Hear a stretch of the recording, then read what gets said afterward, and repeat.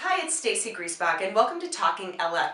Today we're here at Rutgers University, where the Jazz Institute is presenting a wonderful program for 2 days celebrating the legacy of Ella Fitzgerald and her centennial.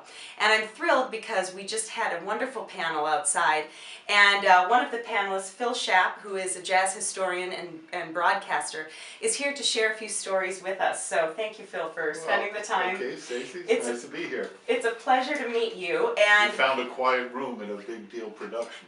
One of the stories that you mentioned on the panel really struck a chord with me because, ladies and gentlemen, I'm sitting next to the gentleman who discovered the Ella in Rome music.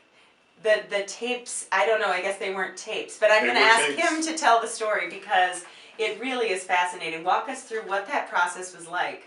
Well, starting in October of 1984, I was brought, there was a transition from Westchester County in New York State to a newly built climate control facility in, appropriately, although it has nothing to do with recording, Edison, New Jersey, where the descendant of Verve Records, for whom Ella made a lot of essential recordings, were housed as part of what was then called Polygram.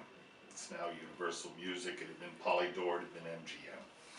And basically one of the reasons why I got work in this fashion is because I did a little bit of everything. I did the remastering, I did the audio restoration, I knew the music intimately in the first place, and I was willing to, go into the depths, if you will, these vaults. But when I was doing this work, and this is maybe a lesson for the digital age, it was hands-on. And to compress a lot of work, years of work, I discovered an area where the actual music was, but there was no way to know it was there except to go there. And the various documentations available went from very thorough to totally non-existent. And pretty close to totally non-existent were these, and I was attracted to it visually, which again talks about physically doing it. They were in mailers that were an odd size, obviously holding something that wasn't a normal size to what would be typical. And that they had been sent from, I believe, Rome. It certainly was Italy. So this was a box you uncovered and a bunch of packages in different sizes. Well, I mean, they weren't jiffy bags yet, but right. These would be padded, sealed envelopes that probably were something like 14 by 4 by 12. But they were soft packings. And they had their postmarks on them because they had never been opened. But of course that's part of the fun and also part of the effort. So I opened them, and inside them were cardboard boxes that were not like normal tape boxes. And they had written on them Canto Terzi, which it's been so long, so it's like over 32 years, but 31 years. But I think it's CONTO TERZI. And I actually have been working on another project where I needed someone totally fluent in Italian. I don't know what it means. It's something about three. And so, but what it was 3-track, which is a now long arcane. I mean, analog recording is arcane, but it was an early opportunity to do overdubbing and step-by-step production in tape, like multi-track. It is a multi-track. Stereo 2-track is a multi-track, but 3-track was typical to the rock and roll thing.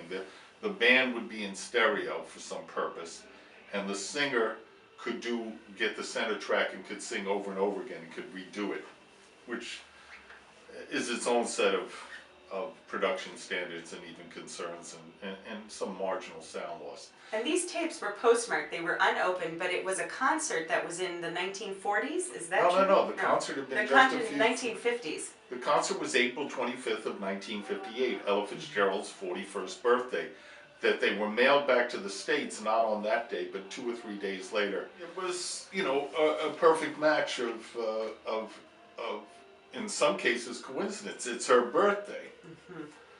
It's a high fidelity recording that supersedes in live what you typically would have gotten in the studio at the same moment. She's in great form. And what else is there to say? Well, who was your first phone call? Who did you call to say, look at what I found? I think the first thing I did is I typed up a report. Oh, right. And it was early enough that I did fax it. But if it was before the fax machine, they had a thing called the pouch.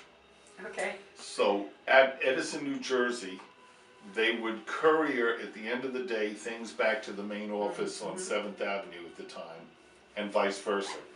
So I put the report in, and it was interesting. And then who was the first phone call that you got from? Well, they did. I spoke to all of the Polygram executives at the time, starting with the vice president, who was the jazz guy, Richard Seidel, and then they wanted to hear it, and I explained to them it's a 3-track tape. You have so many 3-track machines here. We set up the dubbing. They heard the references, which were on cassettes in those days.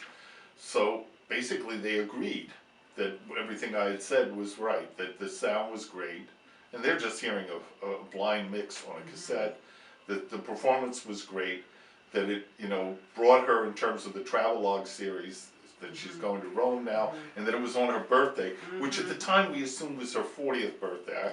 I think my liner notes uses the hook, does life begin at 40, but it turned out... Good, then I'm close. Well, you're on the correct side of it, and it's a good age on either side. Well, now, did Norman, was there a conversation with Norman about these tapes? And what did he say, I can't believe we left those? No, he said, how much money you're going to give us. Oh. And he didn't deal with me, he dealt with the executives and the financial people. Was he excited to see the issue happen? He was much more excited about what happened, which is that the thing that, was a rare, my judgments were, aesthetic ones, but the judgment of the people, which is the bottom line, this record was in a day when a jazz record could still sell suitable numbers. It was at #1 for forever. And, Ella kept track of that. She knew more about it than I did. She didn't really know me, although I worked with her a couple of times in this time frame. But some fella found these tapes and it went #1. I mean, she's even on tape saying that a few times. And I am that fella, and, that's great. The fella who found the tapes, that's enough. Well, I would say that's enough. I mean, these are pretty important tapes. If you don't have this album, I definitely... Oh yeah, here's a visual too.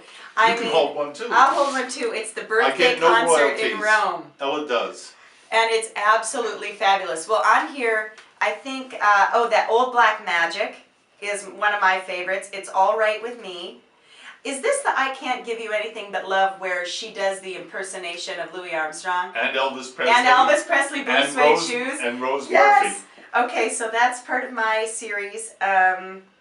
You played out there, I Loves You Porgy. And I think you had me in tears with your setup and then playing that song. So anyways, I definitely recommend, friends, make sure you go pick this up. Hard to believe we're here celebrating 100 years later, right? It's hard to believe that I've become an old timer. I was pretty young when I found those tapes. I was going to say, so what was your job? You were freelance then, or what was your role? I've been freelance the whole thing, and also, even more importantly, pro bono. Yeah. Freelance pro bono. I'm a jazzy. I'm in a certain sense, quite foolish and not terribly good at taking care of my own things. This is the stuff I fell in love with as a toddler. And that the lifetime of devotion to it has been its own reward. Oh, that's beautiful. Well, thank you so much for being here. I really appreciate your time. It's lovely to meet you, and stay tuned for more.